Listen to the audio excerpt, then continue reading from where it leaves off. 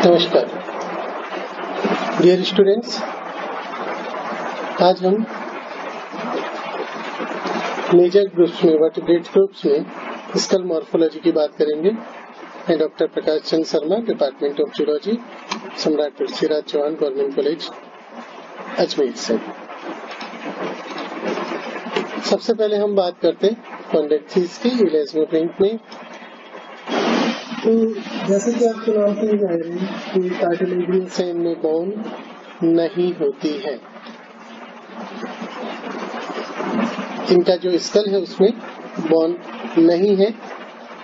Denticles present होते हैं और ये डेंटिकल्स एक्चुअली स्केल्स के वेस्टिजेस होते हैं जो कि मिनरल्स, इनेमिल और डेंटिन के बने हुए होते हैं। इसके अंदर डर्मेटोक्रेनियम एब्सेंट होता है। इनमें आप देखेंगे जो ethmoid and orbital anterior reason है और इसके अलावा पोस्टीरियर ओटिको ऑक्सीपिटल रीजन है, ये एक दूसरे के साथ मर्ज होते हैं और एक अनडिवाइडेड ब्रेन केस फॉर्म करते हैं। जो मॉडर्न शार्क हैं उनके अंदर आपको हायोमेंडिबुला और पैलेटो क्वाड्रेट के बीच में स्ट्रॉन्ग डायरेक्ट अटैचमेंट देखने को नहीं मिलता है, जो कि आपको पेलियो शार्क्स में देखने को मिल जाएगा। अपर और जो लोअर जो है वो एक दूसरे के साथ आर्टिकुलेटेड करते हैं और पेंडुलम लाइक एक सस्पेंशन बनाते हैं हायोइड आर्क के साथ में। आगे हम बढ़े एक्टिनोप्टेरिजाई में देखें अगर हम, जिसमें ज्यादातर सभी टीडियोइड्स भी शामिल हैं, तो इनके अंदर आई कंपैरेटिवली बड़ी होती है। इस कारण जो आपको ऑप्टिक कप दिखेगा वो काफी बड़ा दिखेगा और नेजल कैप्सूल इनका स्मॉल आपको देखने को मिलेगा। इनके अंदर हायोइड आर्क का जो मैंडिबल के साथ सपोर्ट है वो कॉन्ट्रैक्टाइल्स की तुलना में ज्यादा होता है। प्री मैक्सिला और मैक्सिला फ्रीली आर्टिकुलेट करते हैं एक दूसरे के साथ में और साथ ही साथ न्यूरोक्रेनियम के साथ। जो ओपनिंग के दौरान जो न्यूरोक्रेनियम वो ऊपर की तरफ उठता है और मैंडिबल नीचे की तरफ। हायोइड एपरेटस जो है वो एक स्ट्रिप फॉर्म करता है विद द फ्लोरोबक्कल कैविटी। सार्कोप्टेरिजियंस के अंदर अगर हम बात करें, जो लंग फिशेस हैं, तो उनमें जो अपर जो है दैट इज पैलेटो क्वाड्रेट, वो ऑसिफाइड ब्रेन केस के साथ फ्यूज होता है। डेंटरी के अंदर लंबे दांत होते हैं लोअर जो में और इसके साथ ही साथ जो पैलेट की लेटरल बोन है उस पर भी लंबे दांत होते हैं। वॉमर, पैलेटाइन और इक्टोप्टेरिगोइड जो है ये लेटरल बोन बनाती है इसकी। डर्मेटोक्रेनियम की जो बोन्स है वो एक्टिनोप्टेरिजाई जैसी होती है, लेकिन उसी की तरह ही इसमें हम देखेंगे कि जो पैलेटो क्वाड्रेट है वो एंटीरियरली आर्टिकुलेट करता है नेजल कैप्सूल के साथ और लेटरली मैक्सिला के साथ आर्टिकुलेट करता है। लेकिन इसके विपरीत अगर हम आप देखेंगे तो जो रेप्सिडियंस है उनके अंदर यहाँ 2 आर्टिकुलेटिंग यूनिट्स में मौजूद हैं जिनमें ऑसिफिकेशन होता है। वन एंटीरियर एथमॉइड यूनिट के रूप में और पोस्टीरियर ओटिको ऑक्सीपिटल यूनिट के रूप में, जिनके बीच में एक फ्लेक्सिबल जॉइंट मौजूद होता है। यानी कि ब्रेन यहाँ पर एक सॉलिड कंस्ट्रक्शन नहीं बना रहा है, 2 हिस्सों में है, एक एथमॉइड यूनिट और एक ऑक्सीपिटल यूनिट, ओटिको ऑक्सीपिटल यूनिट, और जो बीच में से फ्लेक्सिबिलिटी रखती है। एम्फीबियंस में अगर हम बात करें तो एम्फीबियंस में स्कल काफी सिंप्लीफाइड होता है और यहाँ पर आप देखेंगे कि कई सारी डर्मल बोन या तो नष्ट हो गई हैं या फिर एक दूसरे के साथ में फ्यूज होकर कंपोजिट बोन बना रही है। सैलामेंडर में अगर आप देखेंगे तो कॉन्ड्रोक्रेनियम में प्राइमरीली ऑर्बिटोस्फेनॉइड और प्रोओटिक बोन्स मौजूद होती हैं।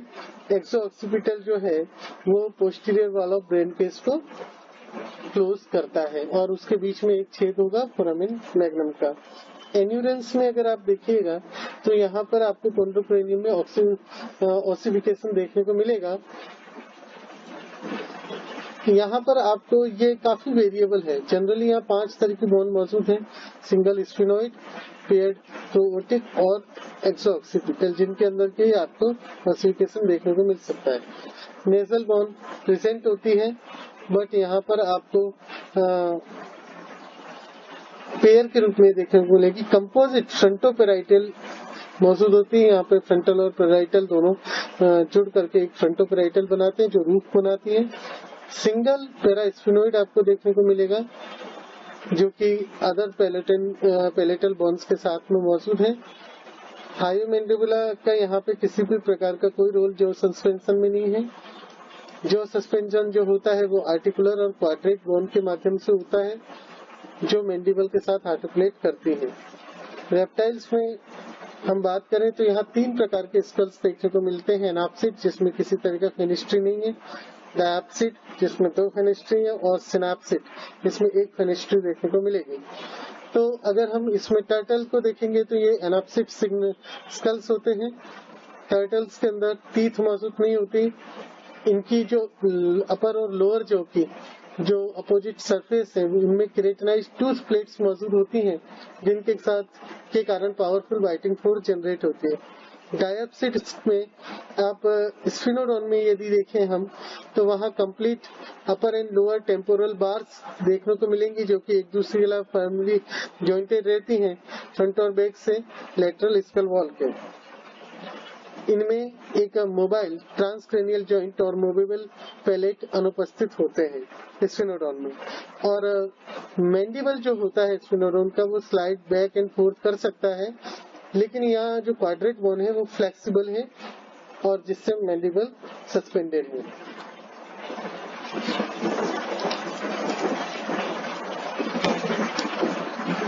इनके अंदर जो लोअर टेम्पोरल बार है लिजर्ड्स में आप देखेंगे तो यहाँ पे कैरेक्टरिस्टिक फीचर मिलेगा आपको लॉस ऑफ लोअर टेम्पोरल बार, जिसके कारण ये जो डायप्सिड स्कल्स हैं इनके अंदर मोबिलिटी आती है, जिसके कारण क्वाड्रेट जो है स्ट्रेप्टोस्टाइली के फॉर्म में हमें देखने को मिलेगी यानी कि मूवेबल, और जिसके कारण ये जो स्कल होगा वो मीजोकाइनेटिक स्कल होगा। इसके अंदर आपको सेकेंड काइनेटिक जॉइंट भी देखने को मिलेगा।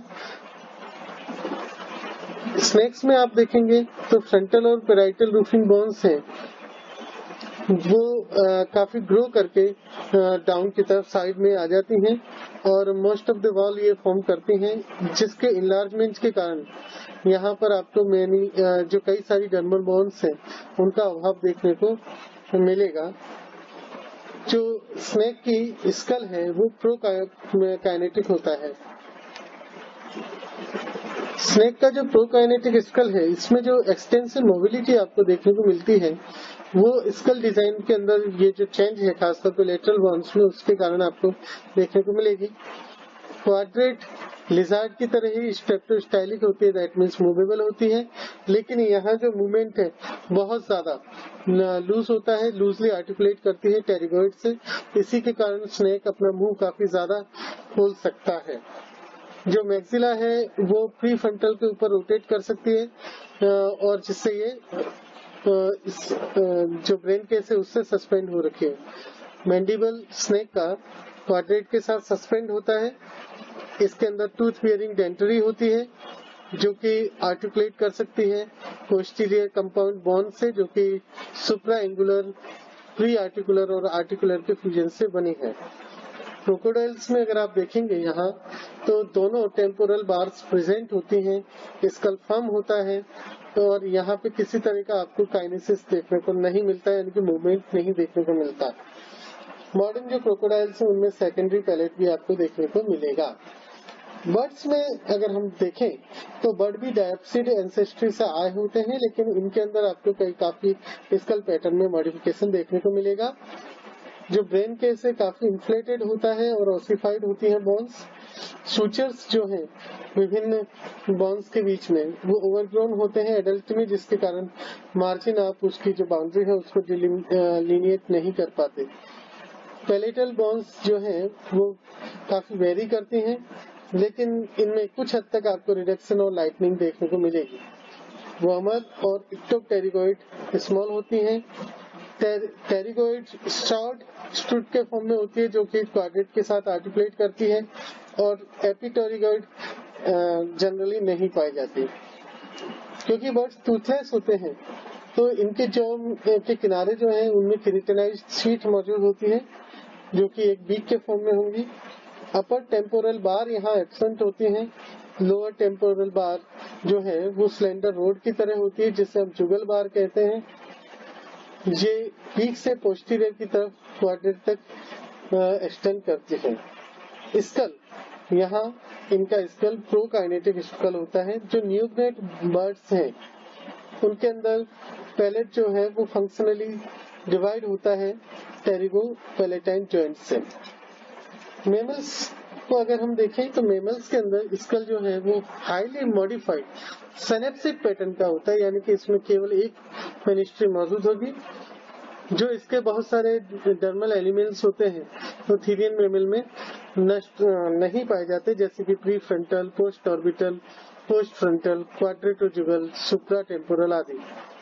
जो पोस्ट पेराइटल्स हैं वो फ्यूज होकर एक सिंगल मीडियन इंटरपेराइटल बनाती हैं थेरेप्सिड्स में।